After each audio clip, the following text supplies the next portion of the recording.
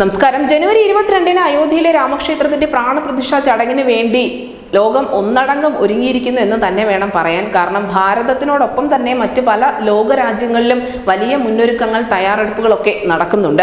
എന്തായാലും നിലവിൽ ഈ ഒരു പ്രാണപ്രതിഷ്ഠാ ചടങ്ങിലേക്ക് ലോകമെമ്പാടും നിന്നുള്ള പ്രമുഖർ എത്തും എന്ന വിവരങ്ങൾ ഇതിനോടകം തന്നെ പുറത്തു വന്നിട്ടുമുണ്ട്. അംബാസിഡർമാരും MP-മാരും ഉൾപ്പെടെയുള്ളവരെ രാം മന്ദിർ ട്രസ്റ്റ് ക്ഷണിച്ചിരുന്നു. ക്ഷണിക്കപ്പെട്ട വിദേശികളോട് നേരത്തെ എത്താൻ ആവശ്യപ്പെട്ടിട്ടുമുണ്ട്. കാരണം ലോക നേതാക്കളാണ്, അവർക്ക് അതിനനുസരിച്ചുള്ള സുരക്ഷയും മറ്റും പ്രദാനം ചെയ്യേണ്ടതുണ്ട്.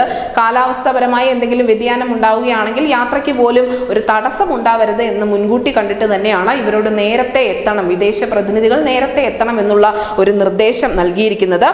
എന്തായാലും ഇത്തരത്തിലുള്ള കാര്യങ്ങളൊക്കെ നിയന്ത്രിക്കുന്നത്, ഈ വിദേശ രാജ്യത്ത് നിന്നുള്ള ആളുകളെ സ്വീകരിക്കുന്നതും അവർക്ക് വേണ്ട എല്ലാ സൗകര്യങ്ങളും ചെയ്തു കൊടുക്കുന്നതും വിശ്വ ഹിന്ദു പരിഷത്തിന്റെ ജോയിന്റ് സെക്രട്ടറി ആയ സ്വാമി വിജ്ഞാനാനന്ദാണ്.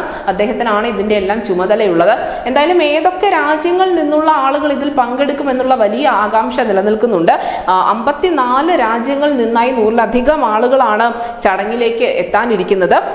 ഏറ്റവും പ്രധാനപ്പെട്ട രാജ്യങ്ങൾ ഇതിൽ ഏതൊക്കെയെന്ന് ചോദിക്കുകയാണെങ്കിൽ കൗതുകകരമായ ഒരു കാര്യം പറയേണ്ടി വരും. കഴിഞ്ഞ കുറച്ച് മാസങ്ങൾക്ക് മുൻപ് ഇന്ത്യയുമായി വലിയ നയതന്ത്ര പ്രശ്നങ്ങളൊക്കെ ഉടലെടുത്ത കാനഡയും ഈ കൂട്ടത്തിലുണ്ട്.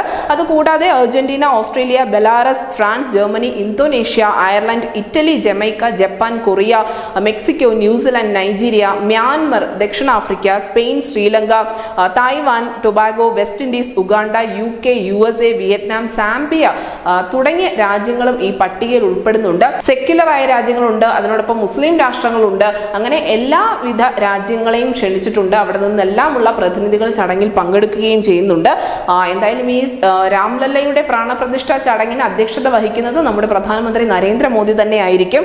ഇത്രയും അധികം രാജ്യങ്ങളിൽ നിന്നുള്ള പ്രതിനിധികൾ പങ്കെടുക്കുന്നത് കൊണ്ട് തന്നെ ഉത്തർപ്രദേശിലും അയോധ്യയിലും മറ്റും കനത്ത സുരക്ഷാ ഏജൻസികൾ ഒരുക്കിയിട്ടുണ്ട്. News desk news India Malayalam.